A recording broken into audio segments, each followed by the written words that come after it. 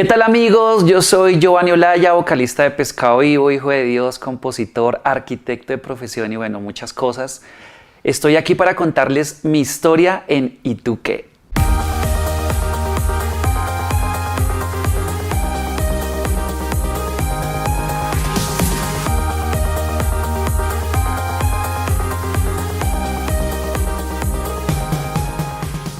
Bueno, soy bogotano, crecí en un hogar muy humilde aquí de Bogotá, arriba del centro de Bogotá, arriba de la zona de la Candelaria.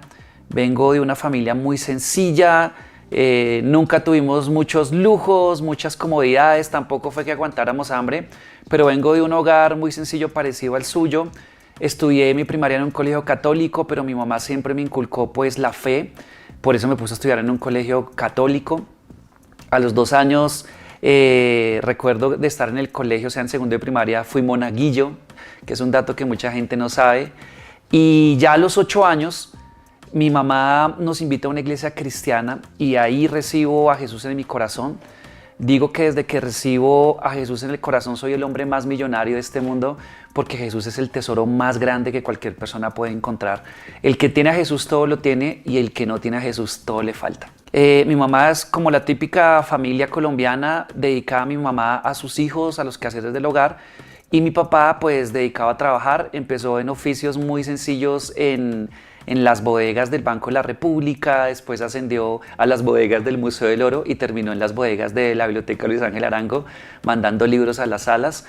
Y esa es la historia de mis papás. Con ese trabajo pudimos comer, pudimos estudiar y salir adelante, y pues es una honra muy grande la que le va a mis papás porque siempre vi un ejemplo de responsabilidad, de entrega por sus hijos. Nunca vi un mal ejemplo en vicios o en cosas así. Y sobre todo, el tesoro más invaluable que me dejaron no fue la educación, sino fue el tener una relación muy estrecha con Jesús. Bueno, yo creo que cuando uno es niño quería ser astronauta, quería ser el que le pasara el balón al pibe Valderrama, quería ser cantante. Habían muchos sueños cuando era niño, ¿no? También practiqué mucho el fútbol, otra época practiqué mucho baloncesto. También estuve una vez en una academia de karate, pero en un torneo llegó un gordito y me puso una patada en el estómago y hasta ahí me llegó mi sueño de ser karateca. Y un poco mi infancia fue igualita a la de muchas personas. Jugué mucho en la calle, precisamente como venía de una familia humilde. Siempre me metía a todo lo que era gratis, que eran los Scouts, que la Cruz Roja, y siempre sí como que fui muy activo en buscar en la calle sanamente qué había que hacer. Y recuerdo mi niñez como con mucha alegría porque a pesar de que fue sin muchos lujos, pero la pasé buenísimo jugando. Pues ahorita que soy adulto siento que no extraño nada de esa niñez porque siento que la viví al máximo. De hecho, ya en la adultez y también en la madurez espiritual, le agradecí a Dios porque me protegió mucho jugando tanto en la calle. Y en la calle se me presentaron oportunidades para las cosas malas, pero siempre con una sonrisa. No, yo no me gusta esto, no voy a hacer lo siguiente. Y como que la gente me respetaba. Pero hoy miro atrás y digo, no añoro como volver a vivir mi niñez porque en serio la pasé muy bueno. Fui esa generación que jugó en la calle todo lo que era pintando en la calle o con palos o con latas, o sea, todo lo que no necesitaba como un recurso económico. Jugué todo lo que había por jugar, por eso siento que no extraño nada de mi niñez. También gracias a Dios tuve una familia pues unida, un papá respetando a su esposa. Entonces, gracias a Dios, pues tuve esa misericordia de Dios de no pasar, digamos, una niñez traumática en algún sentido, sino tuve un desarrollo sencillo, normal y muy sano. Bueno, la etapa escolar, pues ahorita me pones a pensar que al principio me fue muy bien, o sea, lo que fue primero, segundo, tercero, cuarto de primaria, quinto. Me acuerdo que izaba bandera frecuentemente, pero ya después cuando llegaron las materias de verdad tremendas como di tú, álgebra, química, filosofía, me fue muy mal. Siempre pasé raspando en mi época escolar, era algo que me estresaba porque pues uno ya adulto dice, yo sufrí mucho por la parte académica, por responderle a mis papás, por nunca habilitar a materias, aunque me tocó habilitar un par. Nunca perdí un año, pero realmente nunca fui el mejor estudiando. Ya en bachillerato nunca hice bandera. Realmente, no sé, me dio muy duro todo, por eso es que termino estudiando una carrera tratando de alejarme de todo lo que era química, álgebra, y la verdad siempre me fui ahí como apenas. En lo académico siempre estuve ahí apenas, gracias a Dios pasó esa etapa de mi vida que fue como muy frustrante, química, física y todo esto. Bueno, digamos que sí, o sea, obviamente como cualquier estudiante también sufrí de bullying. Siempre he sido muy tranquilo, no sé si la gente me ha leído así, pero obviamente por ser así de tranquilo, imagínense todo lo que me molestaban la gente mala en el colegio. Entonces sí viví, me acuerdo que tenía un compañero que por todo me pegaba, se llaman gatos en mi época, que le pegaban puños a uno, me pegaba tanto todos los días por cualquier bobada, me tenía tan amedrentado que ya a veces me tocaba decirle como que, oiga, espérese, antes de que me pegue, pégueme en este otro, que es que este ya lo tengo súper maltratado.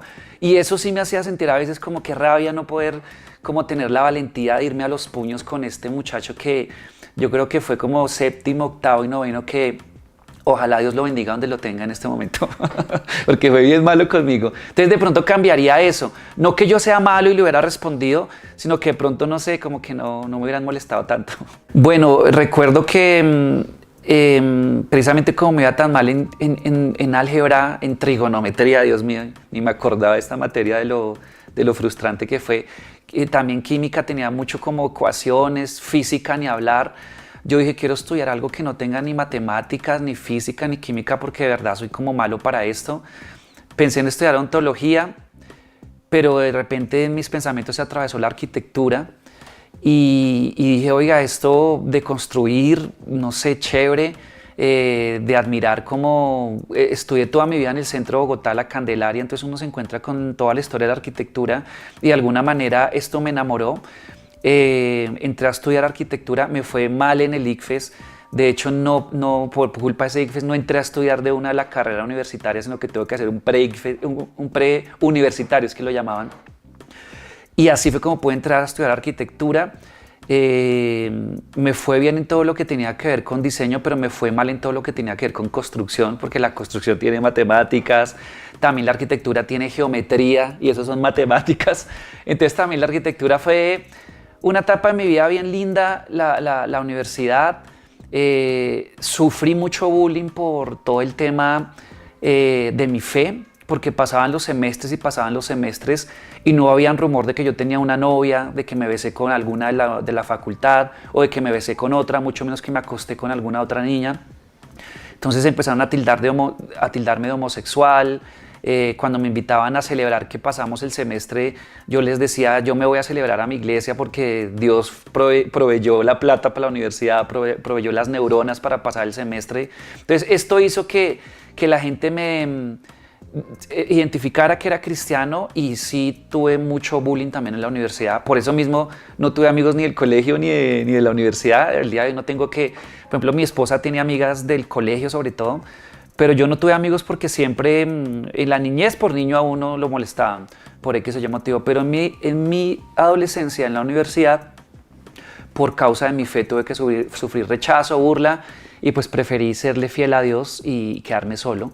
Lo increíble es que el tiempo pasó y yo sé que todos esos que me molestaban en la universidad, que obviamente no eran cristianos, hoy en día que a través de las redes sociales todo se ve, pueden ver lo fiel que Dios fue conmigo, por lo fiel que yo fui con Dios, y se deben estar mordiendo un codo de la envidia por haberme molestado tanto. Así que lo que tú siembras hoy, de eso vas a comer mañana. Siembra hoy fidelidad en Dios y mañana vas a recoger felicidad que la gente no se va a aguantar, y en las redes sociales todo se sabe. Así que solo es cuestión de tiempo que tú le seas fiel a Dios y Él nunca te va a dejar en vergüenza. Tengo fotos en preescolar cantándole a todo el colegio haciendo mímica.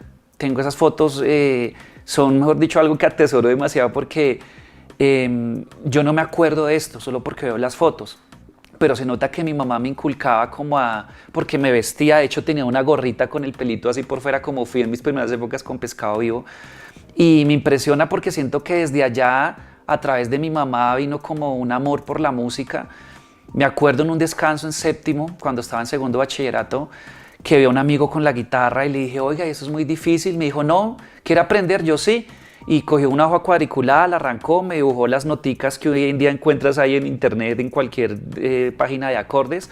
Me las dibujó en esa hoja cuadriculada y lo que no tenía era guitarra. Entonces llegué a pedirle a una vecina que me prestaba la guitarra y empecé yo como a... Eso sí, él me dijo, mire, estas son las posiciones de esta mano y con esta me dio el dato secreto. Esto es puro flow, esto es puro feeling, esto es puro sentimiento. Después cuando me di cuenta que cuando enseñan guitarra es como, no sé, como que el golpe del bambuco, 2 arriba, 1 abajo, 2 arriba, 1 abajo, rasgueo, como que así hubiera sido más difícil. Mi amigo me dijo, puro feeling en esta mano, lo que usted sienta. Y al mes ya estaba tocando guitarra, de estar todos los días. Al mes llegó la vecina y me dijo, Giovanni, es que la guitarra la necesito en mi casa. Y yo cada mes le pedía prestar la guitarra a la vecina. Y así fue como yo empecé a introducirme en la música, obviamente sacando y aprendiendo las canciones en ese momento que me gustaban como adolescente, tanto cristianas como no cristianas. Y así yo me meto en la música y así fueron como mis primeros pinitos en la música, pero muy lejos de imaginarme que iba a terminar pues en el camino de la música para siempre, por la gracia de Dios. A raíz precisamente de que me gustó la música desde la preadolescencia con la guitarra, es que un día se me ocurrió decirle a unos amigos en la iglesia infantil, oiga, ¿por qué no hacemos una banda? Y todos como que, oiga, sí, sería súper cool tener una banda. Entonces mi primera banda la tuve en la iglesia infantil cuando yo tenía como 13 años. Yo no componía las canciones, las componía el guitarrista, que de hecho yo tuve la idea de hacer la banda, pero el líder de la banda era un hijo de un pastor de mi iglesia y él es el que componía las canciones y yo las cantaba. Esa banda se acaba porque alguno de los de la banda al entrar a la adolescencia por ahí como que se vuelve muy rebelde y por culpa de la banda como que se acaba porque creo que era el bajista o algo así. Entonces como que se acabó, el bajista de alguna manera como que se rebeló contra Dios y no volvió a la iglesia y la banda se acabó, no se nos ocurrió buscar otro bajista. Éramos muy niños y muy bobitos en todo el tema, si hasta hoy en día cometo errores con el tema empresarial de la música, cómo sería a los 13 años. Pero después tuve mi segunda banda en el grupo de jóvenes de mi iglesia. Por X o Y motivo también se acabó. Después tuve una segunda banda en el grupo de jóvenes y me acuerdo que el baterista vendió la batería para poder comprar la nevera porque se iba a casar y hasta ahí llegó la banda. Entonces era un ciclo que yo hacía las bandas y duraban 2-3 años, tocábamos en la reunión de jóvenes, en algún acto cultural de la iglesia, en algún bazar que se hacía por fuera de la iglesia y ya esas eran como nuestras tarimas principales. Pero paralelo a esto sucedió algo y fue que mi mamá todos los hijos nos llevó a la iglesia cristiana de niños, pero en la adolescencia tengo un hermano menor que yo, cae en drogadicción, se rebela contra Dios, contra la iglesia, se rebela contra los papás, contra la familia. Y paralelo a este sueño mío de la música, que las bandas se acababan y no pasaba nada, empieza a pasar que realmente me doy cuenta que hay una juventud que se pierde sin Cristo todos los días a través de las mentiras de la droga, del alcohol, de la promiscuidad, de la falta de perdón, de tantas trampas el diablo le coloca a los jóvenes, que en mi hogar pude ver cómo mi hermano se fue deteriorando, cómo de la marihuana pasa a la cocaína, hongos alucinógenos, pepas, pastillas y toda esta carrera en la que el diablo los engaña, empezando con la marihuana.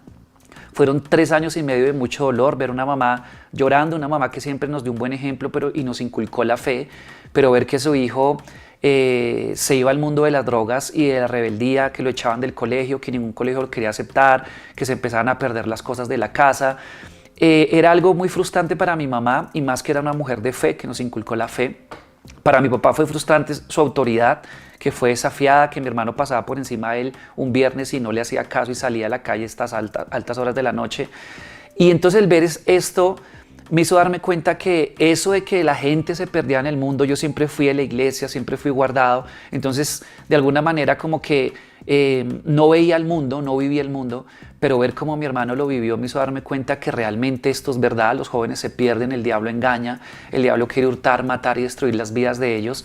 Y en medio de este conflicto en mi hogar es que yo empiezo a hacer canciones y empiezo a componer. Mis primeras canciones fueron para mi hermano, diciéndole: estás caminando por un camino de muerte, la droga es un camino de muerte, respeta la autoridad de tus papás, hónralos, busca a Cristo, Jesús es el camino. Y cuando yo le hacía estas canciones a mi hermano y se las cantaba, él me las rechazaba. Cuando me le acercaba con una Biblia me rechazaba, cuando le invitaba al grupo de jóvenes me rechazaba. Entonces me di cuenta que él puso una barrera entre Dios y él y no quería nada que le sonara religioso, digámoslo así. Pero el ver el desespero del día a día de mi mamá, de que orábamos y y las cosas se ponían peor. Hay muchas veces en nuestra vida queremos un milagro y oramos y ayunamos y estamos súper conectados con Dios, pero las cosas se ponen peor. Entonces había una prueba de fe para mi familia. Obviamente Dios tenía el poder de sacar a mi hermano de las drogas siempre, cuando Él quisiera, pero Dios tiene un propósito en medio del problema. Dios tiene un propósito en muchos corazones cuando permite que venga una adversidad a la familia, y es algo que debe descubrir la familia, y lo digo simplemente es porque pronto tú estás pasando por un momento difícil y quieres el milagro ya, pero Dios se toma su tiempo de cumplir los propósitos que Él quiere cumplir, y eso estaba pasando en mi familia. La prueba de fe fue bien difícil. Yo me acuerdo que como al año de que mi hermano estaba en drogas, yo dejé de orar por él. Yo perdí mi fe. No era que yo pensara que Dios no podía, sino que lo que yo pensaba era que mi hermano no quería. Y entonces yo decía, ¿para qué pierdo el tiempo orando si las cosas están cada vez peor? Pero fue una prueba de fe también para mí, donde no debí claudicar en la oración, pero cada uno tiene su proceso. Y en medio de este conflicto es que le hice a mi hermano como 20 canciones y todas me las rechazaba. Un día me dio por usar un dicho de mi mamá, un dicho que ella tenía cada vacaciones, cada Semana Santa, que decía: esta casa se está cayendo del mugre y nadie me ayuda a nada. Cuando mi mamá dice esa frase, a mi corazón llega como, oiga, esta frase se puede volver una canción. Entonces compongo una frase que se llama una canción que se llama El Rancho, que contiene esta frase que dice: mi casa se cae del mugre, si tú no la ordenas se hunde. Me acuerdo que esta canción yo sentí que era bien diferente a todas las otras que había compuesto. Me acuerdo que mi mamá, esas canciones que no le gustaban a mi hermano, mi mamá sí le encantaban. Entonces yo no sabía si sí tenía talento o no, porque por un lado el 50% me rechazaba, pero el otro 50% me decía otra, y esa era mi mamá. Componer esta canción de Mi casa se cae del mugre fue una canción que me cambió mi manera de componer, porque al yo cantársela a mi hermano, él por primera vez muestra que le gusta una canción que yo le compongo. De la emoción me dijo: déjeme aprender cómo son las notas, yo se la enseño, y nunca me di cuenta que le expliqué qué quería decir con esa canción. Un día me acuerdo que llego a mi casa, ya estaba yo en la universidad, y mi hermano y mi mamá está llorando, y yo le digo, ya sé, me va a decir que está llorando porque mi hermano ya son más de 2 años en las drogas, ya casi 3 años, y ya sabía yo como que oraba en piloto automático, ya sabía las palabras clichésudas: ánimo mamá, Dios tiene el control, pero sin fe le decía esto a mi mamá, pero pues las lágrimas de ella producían en mí misericordia. Y ese día nos preocupamos mucho porque mi mamá me dijo que estaba encontrando en los bolsillos y en los pantalones y en la ropa de mi hermano pegante del consumir pegante. Cuando un adolescente consume pegante, de esto a la indigencia hay un paso muy corto, y nos asustamos muchísimo porque ya varios amigos de mi hermano con los que empezó en la droga estaban como habitantes de la calle, y esto era algo que hubiera destruido mucho nuestra fe. No sé, esto hubiera sido terrible para mi familia. Mi mamá lloró mucho por mi hermano. Para mi mamá fue una prueba de fe muy dura de 3 años con mi hermano en las drogas, porque ella siempre fue una mujer de fe, pero el ver que su hijo no cambiaba la cuestionaba: Dios, ¿dónde estás? Y esto pues nos alarmó demasiado. Mi mamá se inventa unos desayunos en el parque donde precisamente mi hermano consumía droga con sus amigos. Y mi mamá me decía: lleva la guitarra y le cantamos mientras yo les doy unos desayunos y les hablamos de Jesús. Y yo: no, mamá, se van a burlar de mi música. La gente drogadicta se burla de la gente que es sana, y además también son muy amedrentadores, y yo pues no quiero problemas. Más bien tenga cuidado usted allá, porque era mi mamá con otras amigas dándoles desayunos. Y vi cómo salió durante un tiempo a darles desayunos. Su objetivo era hablarles de Jesús. Su objetivo era actuar, porque su hijo ya estaba a punto de volverse un indigente. Y de pronto tenemos que orar, pero tenemos que también actuar en fe. Y creo que es como la combinación perfecta, el orar y el actuar en fe. Y mi mamá fue a salvar a su hijo a ese parque. Día tras día yo sentía como que debo ir con la guitarra, pero no. Y un día me alarmé de valentía. En el nombre de Jesús fui al parque a acompañar a mi mamá. Y en el momento que mi mamá me dio el espacio, le dije a todos los drogadictos, incluido mi hermano, que les iba a cantar unas canciones. Y empecé por esta canción, que era la que a mi hermano más le llamaba la atención. Esa canción tiene un coro que dice: mi casa se cae del mugre, si tú no la ordenas se me hunde. Y yo termino de cantarle esta canción a los drogadictos, y ellos me dicen: uy hermano, qué canción tan colina. Y yo quedé como colina, o sea, no entendí el término a qué se refería. Y yo le dije, oye, pero espérate que cuando se la canté a mi hermano hace unos meses atrás también él me dijo que la canción era como colina, pero no entiendo qué significa colina. Y ellos me dijeron, no, colina significa que está buenísima, que está muy chévere, repítala, nos encantó su canción. Y yo dije, wow, no sabía, para mis adentros dije, no sabía que había un diccionario de la Real Academia del Drogadicto que tienen sus propias palabras, su propia jerga. Pero hay que dar en cuenta que yo nunca le expliqué a mi hermano qué significaba esta canción. Y ahí es donde le dije a ellos, así como ustedes me están enseñando qué significa colino, déjenme decirles que precisamente esta canción no se la compuse a mi mamá, que precisamente es la mujer dedicada al hogar en mi familia, no se la compuse a la empleada de servicio que nunca tuvimos, sino que es una canción que es una metáfora. Les dije, esa casa es su vida. Ese mugre es la droga, es lo que te está arruinando, lo que te está destruyendo, pero hay alguien que entra a tu rancho, a tu casa, limpia con amor todo tu mugre y transforma tu rancho en una casa hermosa. Y me dijeron, uy hermano, qué mensaje tan colino, uy, está colinísimo. Y mi mamá justo en ese momento aprovecha que todos están como conectados con la música y les dice, es que de ese Jesús que limpia el corazón es del que les hemos venido hablando durante esta semana. Mi mamá aprovecha el momento y les dice, ¿quieren que Jesús entre a su rancho y limpie su casa? Y todos, uy, sí, pues hagamos una oración, les dice mi mamá. Y todos, uy, sí, suena colino esto. Mi mamá les hace la oración de fe. Fue tremendo lo que pasó ese día en el parque, estando como familia con las amigas de mi mamá, llevándoles a Jesús, a los jóvenes de mi barrio, a los más rebeldes, a los que nadie quería como cruzarse, a los que el mismo barrio rechazaba porque a veces cometían cosas malas, y estar ahí por una idea de un desayuno, terminando hablándoles de Jesús, viendo cómo aceptaban a Jesús, hizo un clic en el corazón de mi hermano. Desde ahí empezó a aceptar las invitaciones a la iglesia.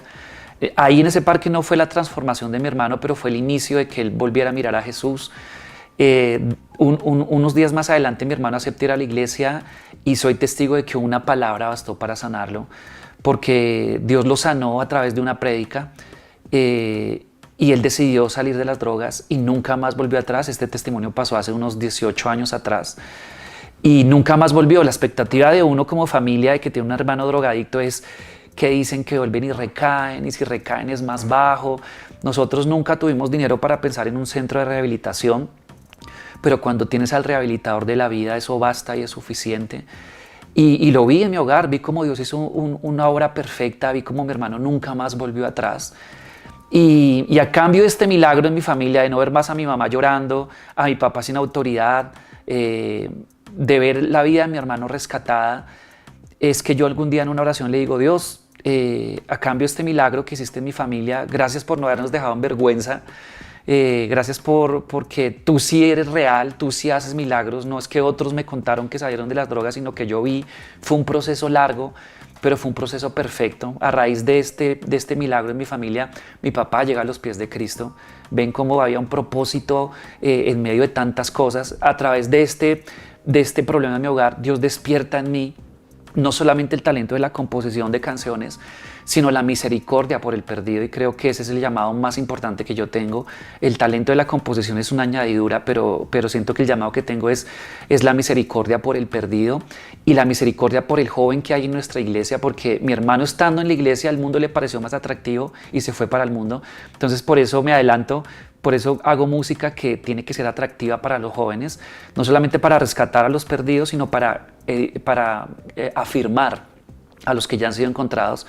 Y a cambio de este milagro yo le digo, Dios, están estas canciones, algunas son aburridas, la mayoría, otras son más colinas, y úsalas como tú quieras. Realmente mi visión fue muy corta, porque nunca me imaginé estar embarcado ya en un ministerio profesional cristiano que con la música lleva el mensaje de Jesús. Lo digo es porque yo en ese momento ya estaba como en quinto, cuarto de semestre de arquitectura. Entonces pensé que mi vida estaba definida por la arquitectura. Como en sexto, séptimo semestre le digo, papá, es que armé una banda que se llama Pescado Vivo y pues me gusta la música, quisiera estudiar música. Mi papá me dijo, no señor, acaba arquitectura, después haga lo que quiera, y así fue. Yo honré a mis papás al acabar arquitectura. Es una carrera que amo, pero paralelo a esto Dios me regala Pescado Vivo. Yo grabo el primer álbum de Pescado Vivo estando en la universidad y empiezo a vivir lo que vi en mi hogar, lo empiezo a vivir, pero en muchas tarimas, en muchos lugares. Ver que en un parque le acerqué a Jesús, a mi hermano y a sus amigos, eh, fue para mí igual de emocionante con los años ver que con Pescado Vivo le acercaba a Jesús a muchos jóvenes en muchos congresos, en muchos conciertos, en muchos campamentos. Como la música de Pescado empezó a ser concebida desde la historia de mi hermano, entonces yo no empecé a hacer canciones que hablaban de Jesús explícitamente, sino que eran metáforas. Cuando me vengo a dar cuenta, pues no me inventé la Coca-Cola. Jesús habló con parábolas a una generación que de pronto era necesario llegarle con estos ejemplos simbólicos para hablarles verdades eternas cuando se explicaba esta parábola. Y eso es lo que Dios me regaló a mí, parábolas contemporáneas, que me di cuenta que si era muy explícito, mi hermano me rechazaba, pero si era un poco más metafórico, mi música era aceptada. Y por eso mismo es que la música de Pescado desde el primer álbum arranca en las emisoras seculares, en los programas seculares, en eventos seculares, pero paralelo en eventos cristianos. Y desde nuestros inicios tuve claro que Dios necesitaba que Pescado Vivo estuviera con un pie en el mundo, hablando de que hay un Jesús que es la esperanza, pero con un pie en la iglesia, hablando de que Jesús te afirma y es importante que le obedezcas. Así que ahí hemos permanecido por años y no sé si me fui ya muy adelante en la entrevista. Voy a serte sincero, yo soy un hombre de poca fe. Yo soy un hombre de poca fe. Me falta creer más, por eso sigo siempre pegado a Jesús para aprender más, pero la gente piensa que porque uno anda en la música cristiana, entonces uno tiene la fe siempre al 100%. Y te lo digo esto es porque para responderte esta pregunta, para mí no fue fácil dejar la arquitectura por el ministerio que Dios me estaba entregando, no fue fácil.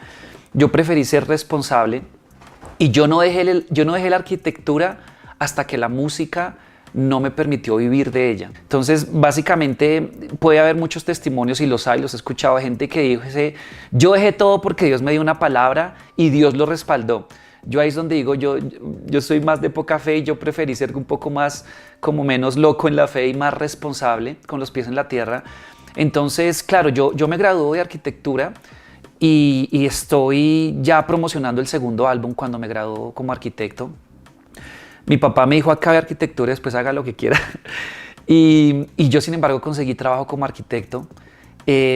¿Por qué? Porque el primer álbum de Pescado Vivo nos dio mucho reconocimiento, nos dio muchos premios, pero no nos dio dinero, no podía yo vivir. Y como hombre, hay una etapa muy difícil y es cuando uno está a punto de salir de la universidad, que no tiene trabajo, que uno dice, ya está aquí, como que mis papás son responsables por mí de alguna manera. Ya obviamente igual sigo viviendo en mi casa, pero como que ya, oiga, póngase a hacer algo, mijito, ya es arquitecto, o sea, ya hicimos todo por usted, todo lo posible, ya vuele solo. Entonces, le agradezco a Dios porque me haces pensar que mis papás de alguna manera fueron sensibles espiritualmente y no me acosaron, pero yo fui responsable y empecé a trabajar como arquitecto mientras seguía como promocionándolo de Pescado Vivo. Hice cosas freelance como arquitecto, esto me permitió entonces, también la música es muy freelance, poder llevar ambas cosas paralelas. Y así es como el segundo álbum llega. En el segundo álbum todavía como que no llegó, como que uno no veía el dinero dentro de la profesión como músico o dentro del ministerio con la música. El dinero empezó a llegar en el tercer álbum. Y cuando el dinero empezó a llegar a raíz de nuestras presentaciones, porque al principio con el primer álbum sí eras muy conocido, pero te invitaban a muchas tarimas, pero obviamente sí, algunas iglesias lo bendecían a uno con una ofrenda, pero hasta el tercer álbum es que yo ya empiezo a pedir una tarifa. Pescado Vivo se maneja, nosotros mismos nos manejamos, entonces ya empezamos como que, oiga, ya tenemos un nivel de reconocimiento, de popularidad, mucha gente le gustamos, nos están llamando de México, de Guatemala, de Colombia, de todas partes. Entonces ya empezamos a cobrar una tarifa y ahí yo empiezo a sentir que ya como que formalmente empiezo a vivir del ministerio.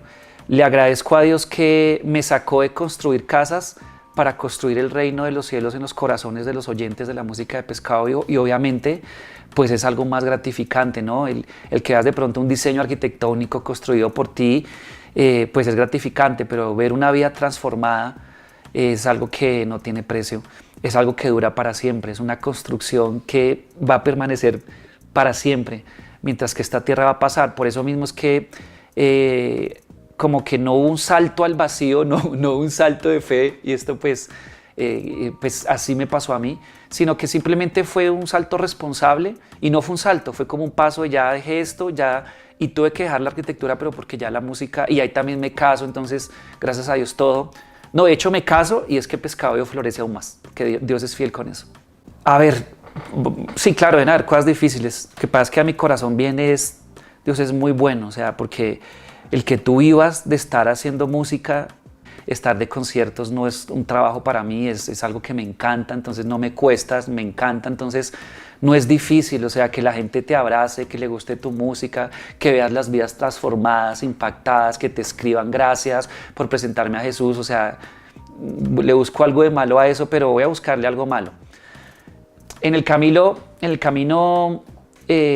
a nivel secular la gente no sabía que éramos cristianos, entonces tuvimos mucha aceptación secular. Pero ¿qué pasó? Que fue cuestión de tiempo para que Dios nos permitiera estar en muchas tarimas, Rock al Parque, eventos de las emisoras juveniles más importantes del país, las universidades del país, las mejores tocamos en sus festivales, en sus actos culturales. En las fiestas colombianas hemos tocado en muchas de ellas. Obviamente siempre paralelo tocamos en muchos eventos cristianos, pero en el camino empezamos a raíz de yo explicar las parábolas. El Paraguas es una canción que yo le compongo a mi familia en medio de este problema, por eso El Rancho y El Paraguas hacen parte del primer álbum.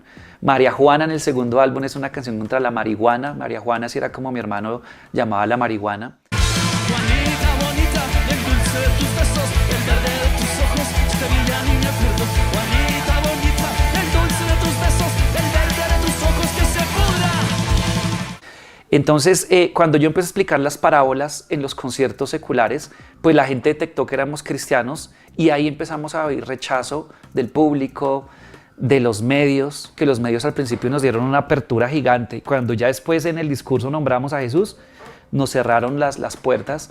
Hubo disqueras que nos dijeron, ustedes serían un fenómeno latino si dejan de nombrar tanto a Dios y se dedican más es como a hacer la música y ya, y quédense calladitos. Así como dice el dicho, calladitos se ven más bonitos. Porque la música gustaba mucho, pero como eran metáforas, no se sabía. El Paraguas, yo me acuerdo algún día pasando por la zona rosa de Bogotá y la canción sonando a todo volumen y medio más asomo, ya estaban las parejitas bailando el Paraguas. Y yo, pues el Paraguas es una canción que le compongo a Jesús, que fue mi paraguas en tiempo de lluvia y tormenta. Y entonces como que eso sí fue algo malo que en el camino vemos. Entonces eso hizo que nos empezara a costar aún más cumplir nuestro propósito de llevar nuestra música a escenarios donde son difíciles de llevar nuestro mensaje, pero que es muy necesario nuestro mensaje, porque realmente la luz tiene gracia, es en la oscuridad. Entonces eso es algo que digamos en el camino ha sido una batalla.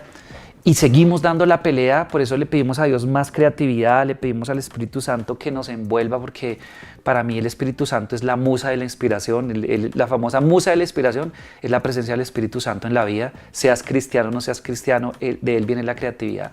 Entonces eso ha sido algo que en el camino se volvió algo malo, pero pues seguimos dando la pelea con talento.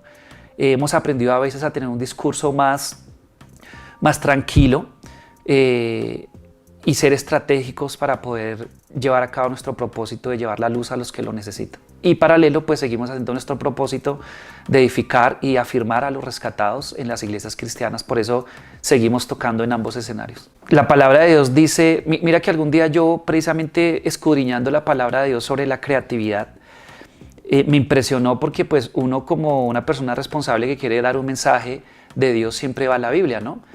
Y me encuentro con que en Génesis 1:1 dice, en el principio Dios creó, y la creatividad es la primera característica de Dios que es revelada al hombre, y eso me impresionó.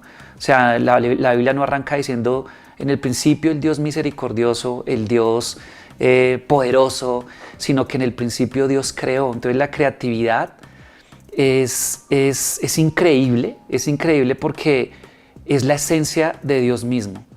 Entonces, cuando tienes la esencia de Dios en tu vida, cuando tienes el Espíritu Santo en tu vida, eres un ser creativo, entonces eres auténtico. Después llegó el imitador, el que copia, el que quiere ser Dios pero no es Dios, el que nos vende estas mentiras pero sabemos que son mentiras, que es Satanás.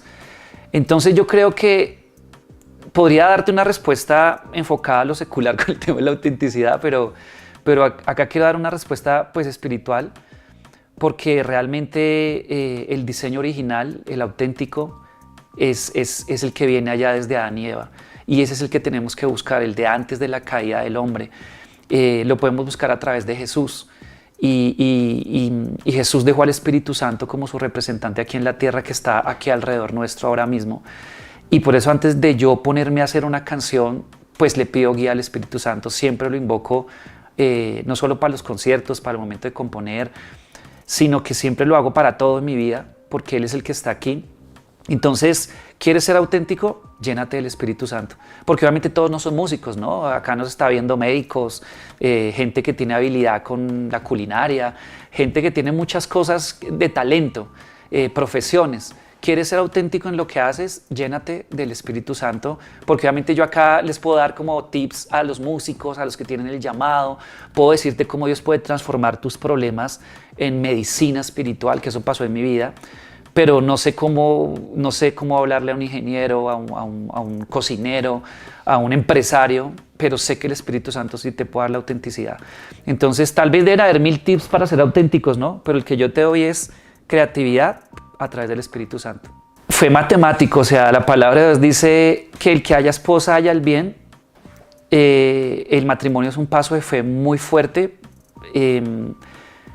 Es una prueba para la fe de uno. Yo que les he contado que no soy de tanta fe, pero ahí sí tuve que dar un paso de fe, porque uno dice, yo no me puedo mantener todavía solo, por eso vivo con mis papás. Ahora, ¿cómo voy a mantenerme a mí y a una esposa pagando arriendo, agua, luz, todos los servicios?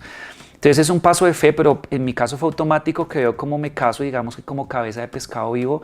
Dios después de mi matrimonio hace que Pescado Vivo florezca. Yo me atreví a decir que si yo no me caso, de pronto Pescado sigue en un punto en donde había que lucharla más, pero siento que hoy este paso de fe, de pronto esos es de los poquitos pasos de fe que he dado, así que me mandó al vacío y Dios me sostuvo y mandó el ministerio para arriba. Después de mi matrimonio fue cuando más viajamos, más invitaciones tuvimos. Entonces sí es importante, lo digo a nivel ministerial para los hijos de Dios que me están viendo, que sí veo cómo de verdad es importante que de pronto tus emociones y tus sentimientos ya estén como en check, ya estén como superados, para que te puedas dedicar con todo al ministerio. Ese fue mi caso. Y Dios nos respaldó con los años. Vi cómo con el tiempo los pescados, como yo le digo a los integrantes de Pescado Vivo, se fueron casando y el ministerio se fue potencializando aún más. Entonces, en ese orden que Dios nos pone en el transcurrir de la vida, siento que los ministerios se potencializan cuando las cabezas damos ese paso de creerle a Dios y estabilizar nuestros sentimientos para podernos enfocar en el ministerio. Bueno, la gente piensa que yo me conocí con mi esposa, que es modelo, en una feria de moda, en un concierto donde invitaron a modelos, en una entrevista en un canal donde ella presentaba, en la entrega de unos premios. Pero Vanessa y yo nos conocimos cuando yo no era músico y ella no era modelo, éramos preadolescentes, muy lejos de yo saber que Vanessa era ciega y algún día se iba a fijar en mí. Nos conocimos en el grupo de jóvenes, pero no fue amor a primera vista ni nada así. Desde siempre me pareció una mujer muy bonita, pero viene de otro estrato social muy diferente al mío. También por eso pensé que nada que ver. No, y físicamente nada que ver, Dios que es bueno. Pero nos conocimos en el grupo de jóvenes de la iglesia. Ella después tuvo que ir a hacer su universidad a Estados Unidos porque el papá la mandó, entonces ahí como que la dejé de ver. Y ya después, cuando ella vino a visitar a su mamá aquí a Colombia en varias ocasiones, es que nos enamoramos y arrancamos una relación de lejos. Y fue increíble ver cómo estos preadolescentes que se conocieron con sueños, con el sueño de ser músico, con ella con el sueño como del modelaje, pero ambos con el sueño de poderle hablar a una juventud de Jesús. Algo que nos identificó mucho a los dos desde pequeños fue que no nos daba vergüenza el evangelio, que éramos súper panderetos, o sea, por fuera parecíamos como muy cero religiosos, pero por dentro convencidos de llegar vírgenes al matrimonio, convencidos de no tomar, convencidos de no rumbear, convencidos de no decir malas palabras. Hay gente que esto le suena loco, te lo digo porque hoy en día en nuestras redes sociales ponemos mensajes como no decimos groserías, llegamos vírgenes al matrimonio, somos monógamos, nunca tomamos alcohol, y esto hay gente aún cristiana que le parece escandaloso, que lo juzgan a uno ya de que uno se cree muy santurrón y pues uno lo que es obedecer, ¿no? Obviamente somos pecadores como cualquier persona, pero sí nos esforzamos por ser santos y entonces date cuenta cómo no fue un conocimiento, conocerme con mi esposa no fue en un contexto muy farandulero, sino muy pandereto, fue en la iglesia. Y ya la historia ya empezó a desarrollarse entre los dos de una manera increíble y somos dos locos apasionados por Jesús tremendamente. Por la misericordia de Dios cumplí los sueños que he cumplido. Dios me llevó mucho más allá de lo que imaginé. O sea, la verdad es que yo siempre que armé Pescado Vivo, pues lo armé pensando en llevarle a Jesús a los jóvenes de una manera que digan, tan chévere esto. O sea, la verdad es esa, porque lo viví en mi casa como mi hermano me rechazó, pero cuando hice canciones chéveres para él, pues me aceptó a Jesús de una manera chévere. Entonces yo dije, esto puede funcionar a nivel masivo. El estar también a nivel secular, codeándome con tantos artistas. Un día cuando estábamos recibiendo un par de premios seculares, yo cuando recibo premios por lo general no puedo hablar porque me embarga este sentimiento que te cuento, y es decir, no puedo creer que todo esto empezó en un problema en mi familia. Siempre soñé con la música, pero cuando no había propósito, pues no pasó nada, las bandas, como les cuento, se acababan.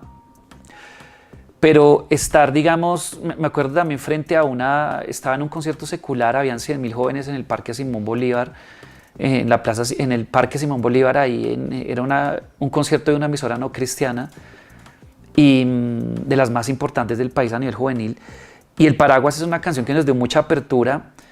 Yo ese día expliqué por qué compuse El Paraguas, me tomé un minuto para decirles, a mi familia llegó la tormenta de tener un familiar en la droga, pero tuve un paraguas que nos sirvió de protección, que nos llevó a surfear estos problemas de una mejor manera, y ese fue el amor de Dios a través de Jesús. Y le dije a esos 100.000 jóvenes, ¿por qué no levantan su mano derecha y dibujan un paraguas y le cantan esta canción hoy que les encanta, pero a Dios? Para mí fue tremendo ver más de 100.000 jóvenes que, si 3.000 eran cristianos, solamente habían 3.000 cristianos, pero el resto, créeme, porque ese día tocaba de Juanes para abajo todos los artistas colombianos, y ver que básicamente pude llevar a adorar a Dios a más de 90.000 jóvenes que no se esperaban ese día encontrarse con una adoración a Dios. A mí me conmovió y me hizo decir, no puedo creer que esto haya empezado en mi casa con un problema que en las manos de Dios se volvió una medicina. Que tú me cubres del aguacero y eres mi paraguas, mi consuelo, y tú me guardas hasta que escampa, luego se asoma el sol por la ventana. Entonces eso es algo que ese es el éxito es estar sirviéndole para Dios, para lo que es eterno, afectando la eternidad de las personas, conectándolos con Dios.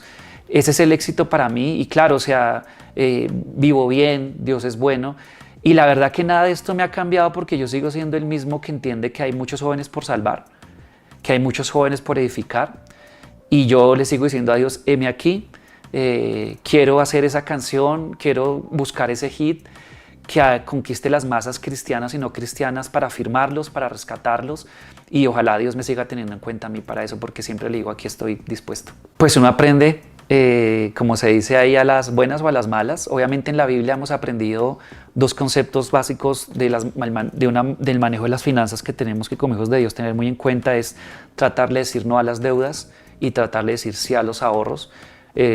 No me esperaba esta pregunta, pero les cuento que esos son como mis tips. Tanto mi esposa como yo, que venimos de profesiones muy freelance, son dos profesiones que tienen momentos de vacas gordas y vacas flacas, entonces desde siempre hemos tenido que aprender a ahorrar. Me acuerdo cuando intentamos pedir un préstamo en un banco, no nos prestaron porque precisamente no tenemos contratos con nadie a términos largos, entonces tuvimos que aprender a ahorrar. Ahorita en la pandemia eso sí que nos pasó una buena factura, porque vivimos de los ahorros. Y básicamente el manejo de las finanzas son de los dos. Los dos tenemos como que lo de ella y lo mío, aunque ella tiene pues su cuenta, yo tengo la mía, porque pues yo manejo pescado, ella maneja su modelaje. Entonces, pero tenemos como dos responsabilidades cada uno. Digamos que yo soy el que paga como las facturas de los servicios. Cuando vivíamos en arriendo pagaba el arriendo, hoy en día pago la administración. Ella se encarga como de ahorrar más y de las salidas, que vamos a un restaurante, que precisamente como ahorra más, vamos de vacaciones a la costa, vamos a la nieve. Entonces sí tenemos como divididas las finanzas así, pero siempre el ahorro y siempre no a la deuda. Eso es lo que nos ha ayudado como a manejar las finanzas de una manera saludable, y todo eso es bíblico. Todo eso lo aprendimos ¿en dónde? En la iglesia. De pronto me pones a pensar en eso para decirte solo algo puntual, que no se le olvide de dónde viene, que no se avergüence de dónde viene, y que el recordar de dónde venimos nos hace mantenernos como debemos ser. Entonces eso valoro de una persona. Digamos, cuando hay personas que obviamente, como nos movemos en la moda y en la música, pues te encuentras gente de pronto que a veces maneja máscaras o imposta cosas en su vida, las redes sociales. Y cuando llega alguien con libertad y te dice, no, mire, yo vengo de un barrio sencillo, Dios ha sido bueno, o no cree en Dios, pero me ha ido bien, pero es como que uno lee que es alguien humilde, que reconoce dónde viene, pues eso lo aplaudo y lo valoro, y como que con esa gente me conecto más fácil. Cuando hay gente que como que oculta mucho, ahí yo como que no sé, eso como que me frena a muchas cosas. Siempre leo lo que está pasando en el mundo. Me acuerdo cuando precisamente Colombia estaba pasando por el proceso de paz con las FARC. Yo hago un álbum que se llamó Pásalo Bien, pero cambio el discurso, ¿no? Me meto en temas políticos. Yo lo que hago, usé este álbum, que fue el 5º álbum de Pescado Vivo, para decirle al planeta entero: en mi país estamos en un proceso de paz con un grupo guerrillero, pero la paz de los hombres es una paz que no dura para siempre, porque el hombre pasa y llegan nuevos enemigos, nuevos intereses, y va a volver a haber otro proceso de paz más adelante. Pero hay una paz que nace en el corazón de Dios, que fue enviada a este mundo a través del príncipe de paz, que es Jesús, que fue dejada en este mundo a través del Espíritu Santo, el cual la paz hace parte de su fruto, y que es una paz que dura para siempre, y que no vale la pena que hagas la paz con el prójimo si antes no has hecho la paz con Dios y contigo. Entonces usamos mucho lo que pasa en los contextos mundiales o nacionales para hablar de nuestras verdades eternas. Entonces eso nos hace mantenernos actuales, no solamente con nuestro discurso, sino que también somos actuales con nuestra música, y eso hace que tengamos cabida en el mundo de hoy. Entonces, antes de realizar un proyecto, sí leo un poco lo que está pasando, y siempre con la guía del Espíritu Santo. Les voy a contar un tip. Yo desde hace como unos 3-4 álbumes, primero le pido a Dios que me regale el nombre del álbum, y a raíz del nombre del álbum compongo todas las canciones. Un súper ejemplo de eso fue nuestro 6º álbum, que se llamó Bomba de Construcción Masiva. Siempre soñé con un nombre, un álbum para Pescado que fuera súper enérgico, y Bomba de Construcción Masiva fue el nombre que Dios me regaló para hablar de que el amor de Dios es el que construye, el odio del hombre es el que destruye, pero el amor de Dios es una bomba de construcción masiva, y esa bomba es Jesús. Y a raíz del nombre compuse boom, detonante, explosivo, Jesús. Y este álbum, no solamente Dios al regalarme un título me da un título, sino me da como un concepto. Entonces los trajes de la banda fueron así fueron bien explosivos, bien, todo va de la mano, todo va de la mano. Entonces eso pasa a través de que el Espíritu Santo le regale a uno estas ideas, y también como que uno se facilita el desarrollo de su camino cuando Dios le regala a uno un concepto. Y eso es lo que trato de hacer en cada álbum de Pescado Vivo, como tener un concepto claro, y sobre esto vamos a hablar los próximos 2 años que vamos de gira con este álbum. Por ejemplo, un día hice una inversión económica contratando un manager para Pescado Vivo, y no, o sea, fue una plata que perdimos. Digamos, a nivel financiero, con Pescado Vivo cometió errores por querer hacer que la empresa crezca, que el ministerio crezca. En el mundo obviamente he encontrado mucha gente que habla que te va a dar, te va a poner en lugares, y a la hora del té pues no, me tumbaron. Entonces sí he cometido errores financieros, y también ahorita recuerdo que errores al principio, digamos, como líder de Pescado Vivo, pero siendo un adolescente casi todavía, cometí errores como, por ejemplo, después de un concierto hubo algo que pasó en la tarima, hubo un músico que regañó a un roadie, y no me gustó que lo regañara, porque siento que el roadie está sirviéndole ahí a uno, y uno es como para, oiga, ¿qué pasó? Entonces le llamé la atención, y lo que me encontré fue que este músico me respondió mal, y lo saqué de la banda. Entonces, digamos, en el camino me di cuenta que la solución con este tipo de cosas no es sacar a la gente y darle una patada, sino que hay que tomar el rol de líder y de alguna manera como, oye, ¿qué pasa? Una reacción así es de pronto un corazón que necesita sanar y de alguna manera en el principio sí como que persona que de pronto no iba siendo tan santo le iba sacando de la banda y en el camino dije, oye, a la gente hay que abrazarla, hay que darle oportunidades porque así ha sido Dios conmigo toda la vida. Entonces, claro, cometí errores ministeriales. Y bueno, de pronto se me vienen solo esos dos a la cabeza, el tema económico que a veces me descalabraba económicamente y también un álbum que hicimos súper loco y pues y la inversión fue bastante y después por ser tan locos, ¿no? El cuarto disco de Pescado no hubo como un regreso de esa inversión y también fue un descalabro. Entonces son decisiones y aprendes error y ahí vas aprendiendo poco a poco, pero claro, Dios tiene misericordia que se ha podido seguir sacando el ministerio adelante. Bueno, alguien que sueñe ser como yo, le digo que sus sueños son muy pequeñitos porque nuestros sueños tienen que ser como Jesús y realmente Jesús es nuestro role model, es nuestro ejemplo a seguir.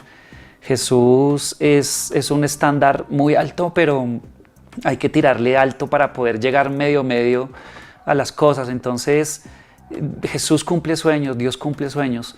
Nosotros tenemos que hacer nuestra parte, que es ser obedientes, ser hijos obedientes y en el camino encontrar un propósito real más allá del sueño, que obviamente es un sueño que seduce mucho las tarimas, la admiración, los aplausos, los premios.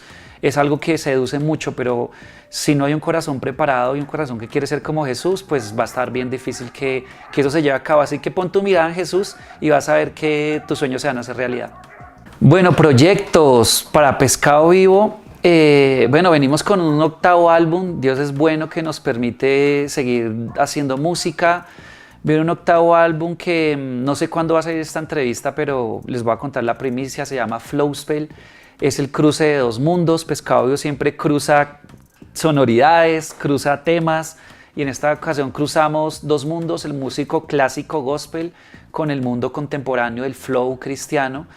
Es un álbum que me tiene muy emocionado porque ese es el concepto, como el fusionar, el cruzar.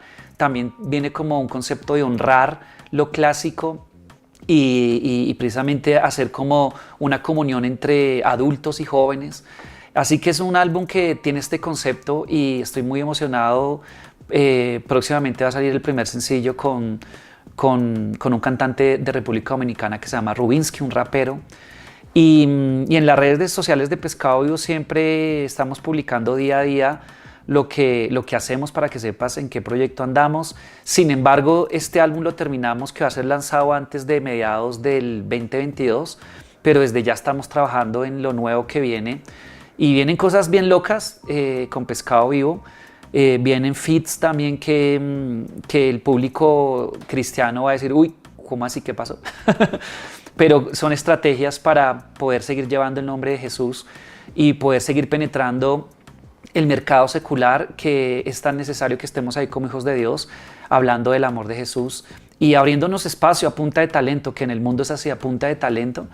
Y es importante agarrarnos este espacio para poder levantar esas banderas que siempre hemos levantado y queremos seguir levantando, que son las banderas del mensaje de la palabra de Dios. ¿Qué tal, amigos? Yo soy Giovanni Olaya, vocalista de Pescado Vivo. Me encantó estar aquí en este espacio. Espero que haya sido de bendición para su vida como lo fue para la mía. Y ojalá que tú algún día estés aquí en este lugar pudiendo responder esta pregunta. ¿Y tú qué? Dios los bendiga y chao, pescado.